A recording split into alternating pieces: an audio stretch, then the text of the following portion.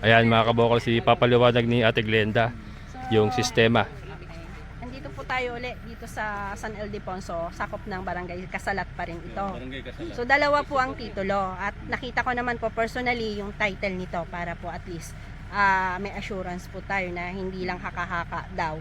So ngayon, ito ay nakita po natin mismo yung title, hawak nga ni Trusty. So isang 30,132 square meters, so 3 hectare more than. And then yung isa po ay 2 hectare mahigit din. So binubuo po ito ng 5 hectare. Ang presyo po natin, ito po ay presyong talagang pangmadalian lang at napakaganda location along the road papasok, barangay nga lang. 500 pesos per square meter. Yun po. Bahala na po kayong tumawad sa may-ari kung magbibigay pa ng discount. Magkabentahan lang ng mas mabilis. Ayan o, 500 pesos 500 per pesos, hectare. napakamura po. TCT, ang title natin, clean title. Clean title mga kabokals. Oh. Napakaganda ng area. Pasok ang sasakyan. The best na to. Barangay Road yan mga kabokals. Oh. Dinaanan natin. Barangay Road na yan. 500 pesos per square 500 meter. pesos Saan ka per pa? square meter. Wala po itong mga hide. Kayo po ang pwede tumawad sa may-ari kung talagang sure buyer kayo. Yan. So yan. Kayo po makipag-usap sa may-ari mga kabokals ha, kung nais nyo pang tumawad, pero yun po ang 500 presyo. pesos usapan natin. Harap namin kayo sa seller namin kung decided na po kayo.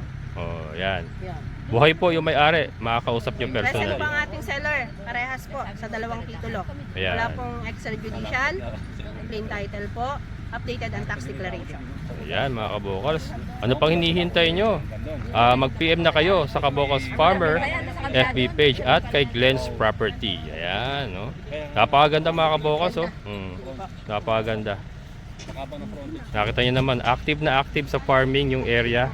Itutuloy nyo na lang kung gusto nyo po yung ganitong sistema na gagawin nyo sa farm, sa lupa. Pero, pwede nyo i-convert so kung ano man ang gusto nyo gawin. Pero ito, itutuloy nyo na lang kung gusto nyo pong ipagpatuloy yung ganyang sistema na vegetable farming. Mga kabokals, ang ganda.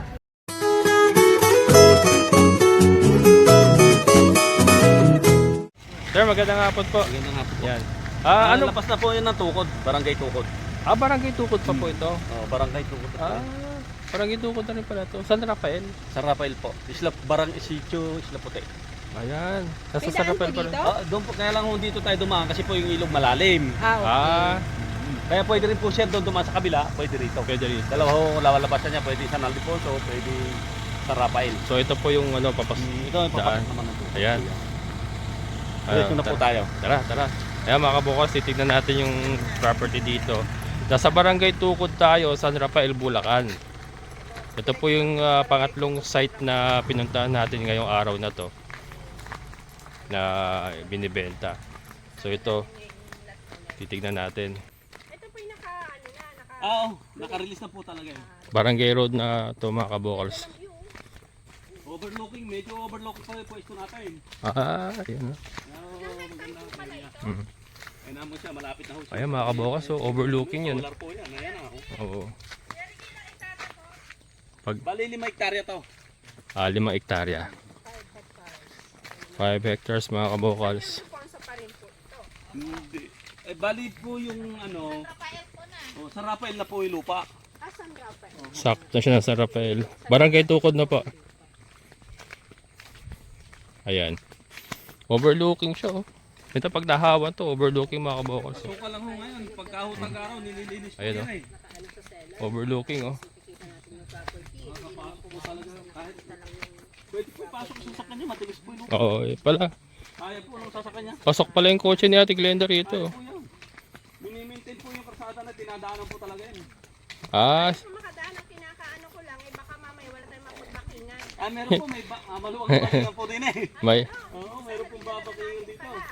Maluwang. Huwag ko lang bakingan doon. Maluwang po bakingan din sa baba. Naranasan ko po kasing pumasok, wala na akong mapagbakingan, pinilit na lang. Ay, maluwang balingan din eh. ito mga kabukals, naglalakad lang kami pero ito po yung Barangay Road ah. Pasok po ang sasakyan dito. Nilakad lang po Yan. Kami sanay dito Ayan oh. May mga truck pa ng gulong. Talagang pumapasok ang sasakyan. Ayun, oh. Buti malilim, ano? Ha? Buti malilim. Oo. Kasi alam mo, hingali tayo, kalalakad. Nakisama yung panahon. Makulimlim mga kabokals kaya ano, sakto. Pero hindi po kayo namimili ng lugar, kung saan lugar. Ay, hindi po. Minsan masukal nga, pinapasok namin. Hindi po, halimbawa po na yung property bibili nyo, halimbawa barangay Kasalat, Ay, hindi naman po. hindi naman. Oo, kahit saan naman. Kahit siya pala, Kahit saan po. meron din po ako sa Doña Remedyo. Ah, meron din kayo? Ayun pala, pag ano. Pwede rin. May po akong hawak dyan eh. Gano'n po kalaki yun? Meron po tayong 20 hektarya, 22 hektarya. Ah, malalaki pala. Kaya nyo bang kumuha ng gano'n? Pwede, may Ay. naman, pwede 10 hektarya. Ito po si Ating Glenn. Pero di pala sa DRT. Meron po, marami kong hawak na lupa.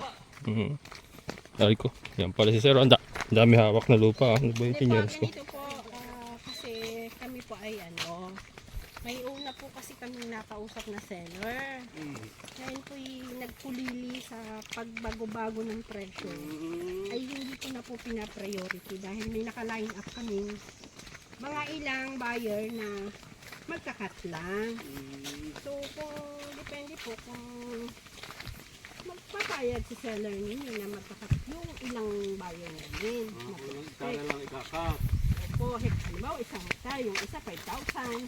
Kaya inaagad, meron po akong ngayon po, pinipre-sharing lang po ng ibinigay lang ko ng amo ko sa bulugan. 5.1, pero napakaganda, napakaraming tanim na puno. Sayang. Hindi natin inabot. Niyog. Eh, kasi nga po itong aking isang prospect ay San Rafael may nabili. Ngayon, ang gusto malapit lang din yung bibili at dadating mo sa third week. Nagkakilala tayo agad, napakarami yung mabibiling profit. Dahil pala ni Sir na ano. Kaya na po Handle, siya maghanap kasi yung buyer ko rin yung nagpupush. Eh, sabihin nyo kay Leia na meron akong mga property ano sa kanya. Sige, Tsaka ganun. bukod doon, Meron pa akong isa sa Akle. Gusto nyo makita? Pakikita ko sa inyo, napakaganda. ang akre doon sa may. Asan yun? Oh, di, barangay San Aldefonso rin. Ah, San Ildefonso rin. Doon yun sa unahan ng ating property ng kasalat. Napakalapit po Ah. sa highway naman yun. Napakalapit sa highway.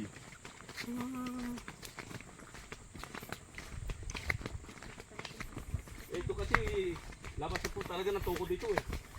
Labas talaga siya ng Tukod. Nasa may ano pa, may ilog.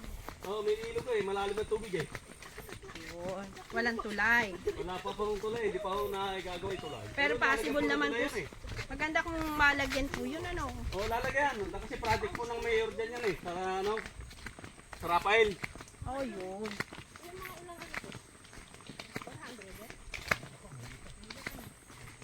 Meters? Pinasok nyo pala yung sasakyan nyo, pasok na pa. Oh, pasok na pasok pala. Kung tayo pala pumasok, hindi tayo nagkakad. Tigas ng lupa, oh. Napakaluwang ng babaligan din eh. Hindi po ang mayari nyo, tiga Pampanga, nabili lang. Ah, yan. Ah, nabili lang yan. Ano po yan, 5 hektarya din po nabili ng tiga Pampanga. Ah. Area po area, sa baba na rin. Oo. Nakabobwire lang siya, palibot. Yan, ito na po area eh. Mula rin po yung boundary nila yan. Pababa dito. Ah, ito na yung mismong ano, property. Pababa po rin eh. Hmm. Yan, mula po dyan sa bakot eh. Yan mga kabokals, ito po ay nasa sakop na ng Barangay Tukod. Pababa dyan, pababa na po din eh. Ah, ito na. San Rafael, Bulacan.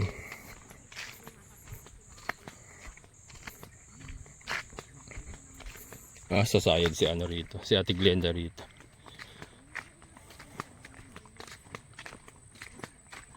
Suka lang po kasi area na yun eh. Makita nyo, napakaganda yun. Overlooking yan eh. Yan, pababa na po na yan. Mula dyan. Ah, ito na. Pababa na yan.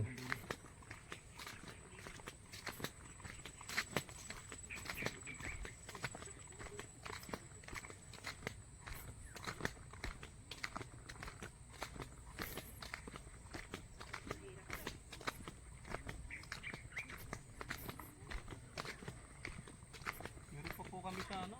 Tukod sa Rafael doon. Napakaganda rin po. Bukay. Pantay na pantay din. Sa Barangay Tukod. Oo, Mhm. sa baryo ng tukod. May kasama na antimanong bahay. Ah, may bahay. Gano'ng kalaki yun? Ang bahay po isa lang kwarto. Parang pinaka ano na.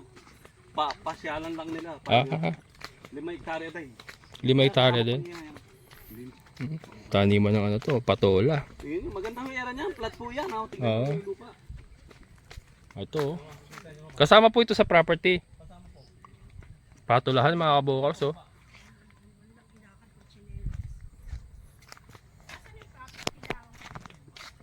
Ha? Ito na. Hmm. Yan lang, kasama na yan. Oo. Doon pa lang. Yung sa may bob wire. Yung sa may bob wire. Yung sa may bob wire. Yun ang boundary. Yung may bob wire na bakod. Mm. Dininin po tayo sa patay. Hindi kasi bablog yung ano. Nakaano na. Aray. Okay. Ito kasali to. Kasi bablog yung ano eh. So ito po ay kasali buhat doon sa dinaanan na natin doon. Yan. So yan. Pwede natin silipin. Ayun. Ito ay ano? Mga patola. Gulay na Patola. Patola yan. Titingnan natin sa kapatagan. Ito kasi ay itong road na to ay donated na to sa barangay. Kaya ito ay talagang daan na ng property, ng may property. Ano yan? Binubusan mo? Magkano bus mo? Mapay. Pero napakagandang tanim ng halaman, no? Ganda, no? Patag na patag to. No? Ganda Patag yung na taas. patag mga kabukals, oh. Kagandahan nito ay mas mataas sa kalsada. Doon pala bush mo yan. Patag na patag mga kabukals. Yan kasama po sa ano yan. Ilang hektarya binubusan mo na yan? Yan lang. Kaprako na yan. Tinatanim ng halaman. Marami kami rito, bali ano ito, mahigit lang 3 hektarya po. Oo, hindi bali 5 lahat yan eh. Katali Yung kabila. Patola, oh. Hindi ito, 3 hektarya pero Puro patola mga kabukals. Tama na kami rin eh, titignan lang namin rin. Hello. Maganda rin ano. Maganda rin pagkakitaan yung patola. Hello. Kasi napaka ano, madaling alagaan.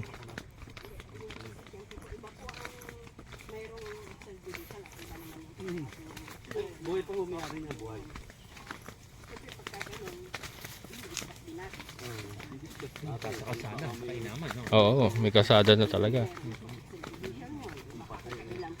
Pero ito naman, sa buhay na kapangalan. Ayan, buhay yung may-ari mga kabukals. Kung ano-ano pa. Ito po yung init, mataas yung inyong sasakyan. Hindi laban yung akin. Kasi kaya mo na sa kanya dito. Eh, mababay hood no kanya eh. Mababa Baba ang lang. huli sa akin. Baba lang. Ayan. Ito, kasama po ito. Ano po? Yan po. Ayan. Ayan, natin mo, haba Ay, na sitawan frontage. po, ere. In the frontage, ilang ano, haba? Ba, mahaba yung frontage Haba mula ng doon. frontage Sa may dito. Doon na sa mga 400 kanya. Nasa 400 yan. Oo. Nasa 400 yung frontage niya. 400 square meter. Kawayan na yan, sa baba na yun. Yo. Ito talaga yung halaman. Ito mga kabukals. Hmm. Ang, sir, Ha? buti na tingnan natin. Alam mo kung ba? Yung daan. Oo. Yung daan, mas ano siya, mas kung... Mataas siya. Ay, mas Hindi, I mataas mean, mas magugustuhan ng client Hmm. dahil sasaad na yung daan, yung Kaya nga. sasakyan nila sa property. Kaya nga eh. Kasi ito na, oh, mismo property na. Ito mga kabukals, oh, kasama to. Hi. Oh, ang ganda oh. Alugbati, sitaw. Sitaw yan ay, no? Sitaw, oh. Oh. Kapaganda. Ay, pwede pumasok. Yan. Si Nana yung nagtatanim dito. Ang ganda ng alugbati nyo ah. Tataba oh. Sagana sa ano, pataba no. Diyan po kayo nakatira. Pumupunta na pagka araw-araw. Ah, Pero doon talaga yung bahay nyo nasa labas talaga.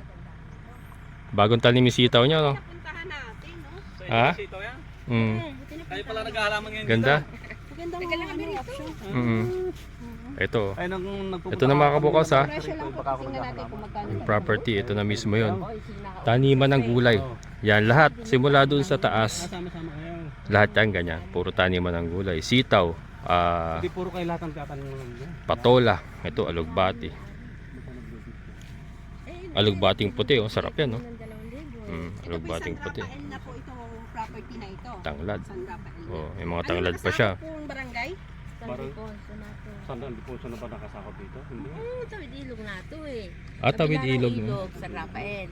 Itong gawin natin. Sanal Hindi, ano Diponso. po ba nasa titulo? Tignan ko yung titulo niya. Pero ang alam ko sa titulo nito, Sanal Diponso nga ito. Ponso. Ito dahil basta ang kabilang ilog. Bumano ng ilog. Oh, San Rafael. Ay, Sanal Diponso pa nakapalagay. Ayun. San Ildefonso. Barangay, Ang barangay. salat pa rin. Oo, kasama. Barangay Kasalat. Salat. Ayan. Yan Barangay po, ang Kasalat. linawin po namin, ito po sakop ng San Ildefonso, San Ildefonso, Barangay Barangay Kasalat pa Kasalat. rin. Kasi ang kabilang ilog po niyan ay San Rafael na. Kasi lumiban na daw po ng ilog. Yun. Sanal Diponso na nga Kasi pala. akala po namin kanina ay San Rafael. Sorry po. Yan na. San Ildefonso pa rin tayo mga kabokals pala. Barangay Kasalat. Pero yung may-ari nito yung Tig Sarapain. San Diponso pa to, te. Ganda, oh. Mga kabokals. Sanal Diponso pa. Sanal Diponso na pero yung may-ari Tiga Pulo lang. Pulo Sarapain. Ito pa lang may-ari.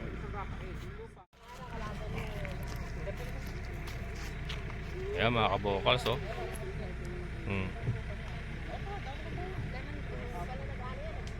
Alugbati. Napakasarap yan. Sa munggo. Yan. Yan po yung isa. Dalawa kasi ang titulo. Diretsuhan pa yan mga kabokals dun. 5 hectares. 5 hektarya. Na yun, oh. Dala ni Sir yung mga papeles. Yan, chinecheck ni Ate Glenda. Title. Titulado po ito.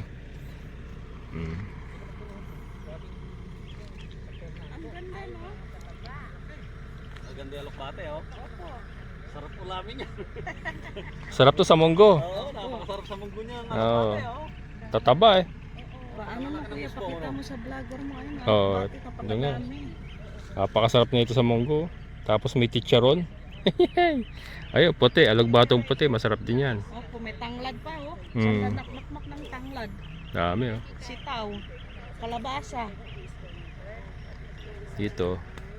Yan, punta tayo rito. Si Ate Glenda, chinecheck yung ano. Ni-check ni Ate Glenda yung mga papeles. Siya yung in-charge doon. Basta ako dito lang ako. Siya sa papeles, siya ang expert dyan eh. Ayan. Napakaganda. Ang laki talaga ng taniman dito sa ano. Ito, ano pala to? Daanan pa pala to dito mga kabokals, oh. Oh. Papasok pa lang sa sasakyan dito. Pero ano to, kasama to sa property mga kabokals. Yan.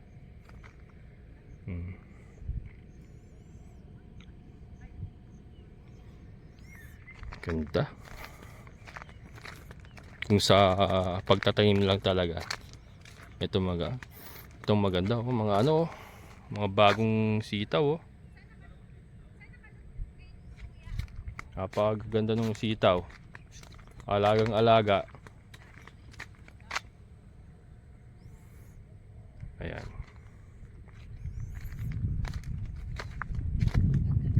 Basta to 5 hektarya to. Alamin natin mga kabokals kung magkano. Alamin natin ang mga detalye. Ayan, kay Ate Glenda. At na-check na niya ang mga papeles.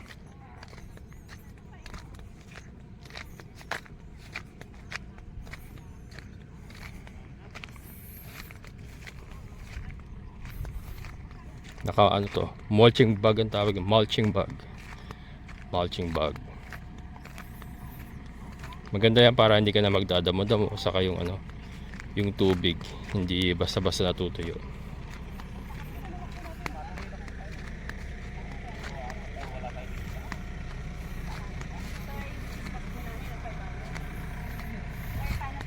Ayan mga kabokal, si papaliwanag ni Ate Glenda yung sistema. Andito po tayo ulit dito sa San Ildefonso, sakop ng Barangay Kasalat pa rin ito. Barangay Kasalat. So dalawa po ang titulo at nakita ko naman po personally yung title nito para po at least may assurance po tayo na hindi lang haka-haka daw. So ngayon, ito ay nakita po natin mismo yung title, hawak na ni Trusty. So isang 30,132 square meters, so 3 hectare more than. And then yung isa po ay 2 hectare mahigit din. So binubuo po ito ng 5 hectare. Ang presyo po natin, ito po ay presyong talagang pangmadalian lang at napakaganda location along the road papasok, barangay nga lang. 500 pesos per square meter. Yun po. Bahala na po kayong tumawad sa may-ari kung magbibigay pa ng discount. Magkabentahan lang ng mas mabilis. Ayan o, 500 pesos per 500 pesos, hectare. napakamura po. TCT, ang title natin, clean title. Clean title mga kabokal. So, Napakaganda ng area. Pasok ang sasakyan.